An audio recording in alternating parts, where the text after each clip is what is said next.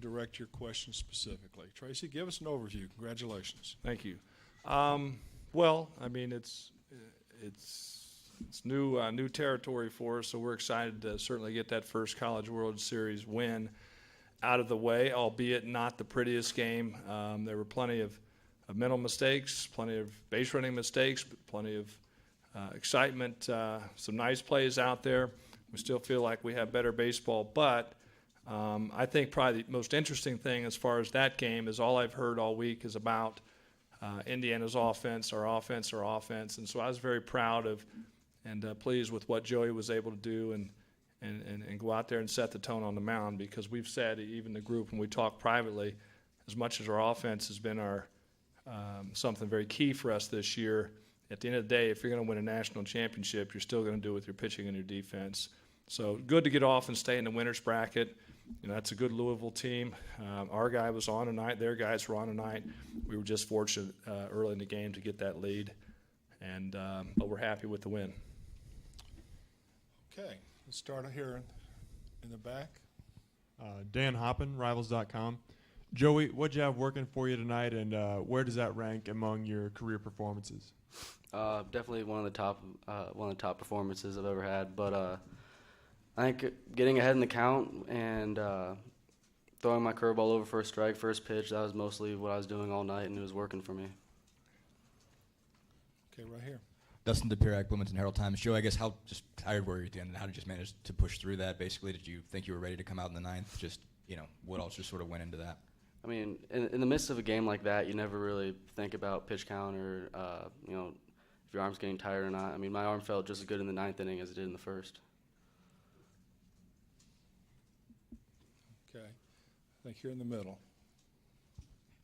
Joey, just to elaborate on that a little bit. You in Identify some way, yourself, please.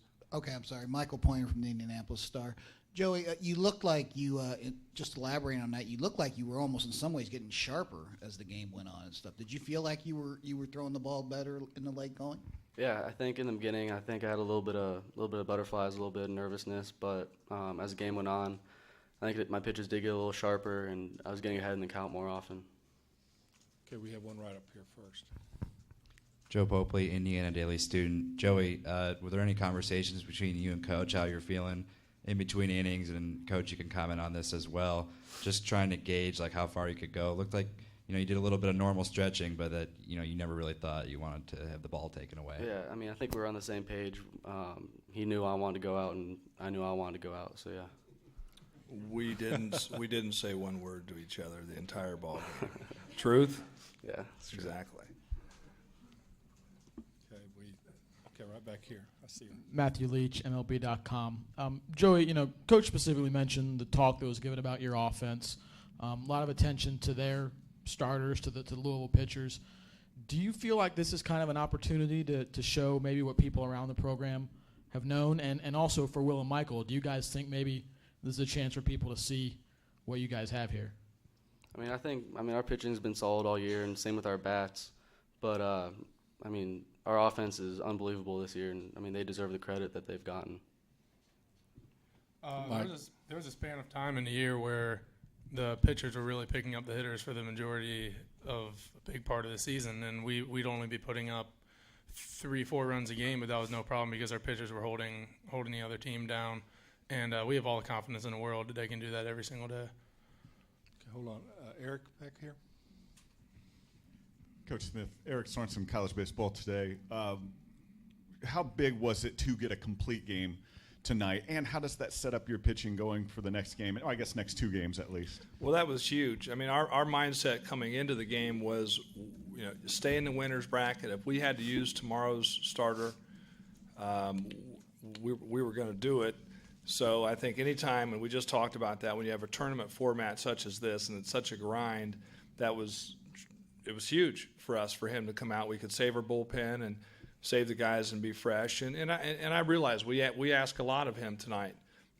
His pitch count being 136, but this is the time of the year I think everybody would agree you ask a little bit more of your guys. And, you know, and we had factored into Joey didn't go an extended outing his last outing, so we felt, and He's not a max effort type guy anyway, but I thought it was outstanding, and I would agree with the gentleman who asked the question earlier, made the observation. I thought he actually got sharper as the game went on and settled in with all of his stuff. So, I would say that he's set us up pretty well with our bullpen coming next few days.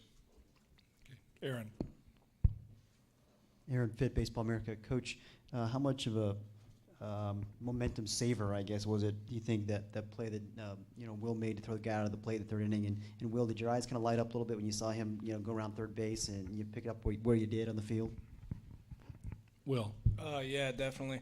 Off the bat, I knew there was a chance and kind of put everything I could behind it and just, let Kyle do his job from there. Tracy. Yeah, and I think that was a key play because if memory serves me correctly, they'd thrown us out prior to that, right? Yeah, so a couple bangers at the plate. I think everybody in the dugout, we're kind of used to that with him. We love it with the 2-out base hit to Nolden because we know there's going to be a play at the plate. And he threw it was funny when I watched the replay. It was like Schwarber was still down in the catching position. He threw a perfect strike to the plate. So the guys were excited in the dugout, and I think they fed off of that. That was a huge play, huge play. Okay, get back over here. Rick. Will, big game for you offensively. You got on base 4 times, 3 walks, a double, but also had the base running plays. Can you just kind of talk about the good and the bad tonight for you? Yeah, as the leadoff in front of Schwarber and guys like Travis and Donley, I know I've got one job to do, and that's to get on base. So obviously I was happy getting on base 4 times tonight. But yeah, the mistakes, little mental slip-ups there, so won't happen again though. Okay, Justin. Joe, you talked a lot throughout the year about everything you did to sort of strengthen your arm and not sort of tire out like you did last year. How much does a night like this come from that, I guess, from all that work that you did to keep your arm in shape? Yeah, last year at this point during the season, I know my arm definitely wasn't 100%, and this year I really focused on taking care of my arm and doing rehab and all that stuff every single week, and now my arm feels just as strong as it did day one. Okay, someplace. Michael in the back here. Yeah, for Tracy and Joey both. You hear a great pitcher sometimes talk about pitching to the ballpark, and knowing this is a pitcher's park, because it was really a pitcher's park today. Did you just say, did you think about, hey, as long as I mix my pitches and throw strikes, I should be in pretty good shape tonight, maybe not do anything too fancy? Yeah, really, I stuck to the same game plan that I've been trying to stick to all season, but especially tonight with the wind blowing in and the dimensions of the ballpark, if I got behind in the count, I didn't really have to pinpoint my pitches as much, and I had more margin of error, I guess. Okay, way in the back. Michael Hughes, I use Sportcom.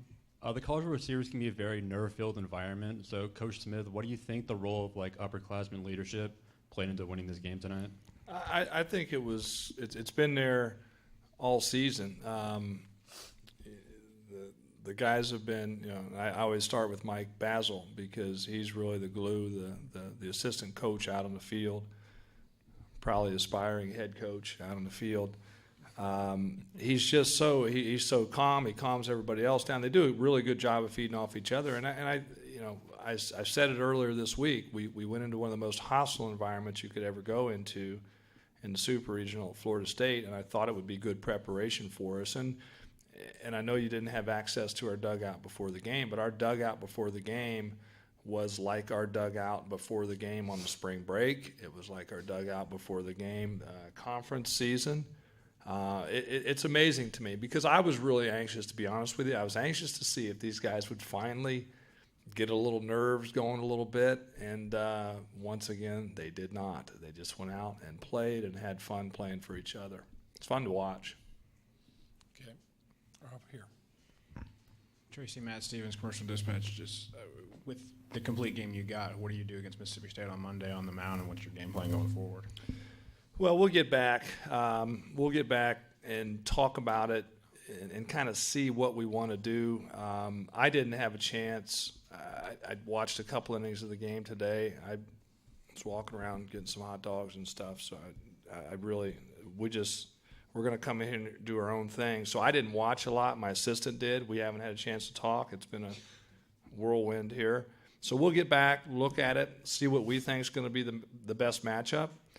We feel like we've got, I would say 2, but I can honestly say 3 capable guys that we could choose from. And I'm not trying to be evasive. I honestly don't know who our second game until I get back and look at it, and we'll talk about it in detail. Okay, we have our last question here in the back. This is for Joey. Joey, this is for you. My name is Greg Eklund. This is for the San Diego Union Tribune, and I'd like to ask you, since Coach mentioned from the outset that this is the school's first win at the College World Series, what's it mean to you to go all this way to Bloomington, Indiana, and help the Hoosiers get their first College World Series win? Yeah, this is huge. I mean, it's every baseball player's dream to play in the College World Series, and to have the honor to do that tonight and get the win and come out here and play Indiana. I mean, I couldn't be happier. Okay, man, thank you. And, you'll be the home team on Monday. So I'm finished. You're finished. We are the home. We actually won a coin toss. You actually won a coin toss.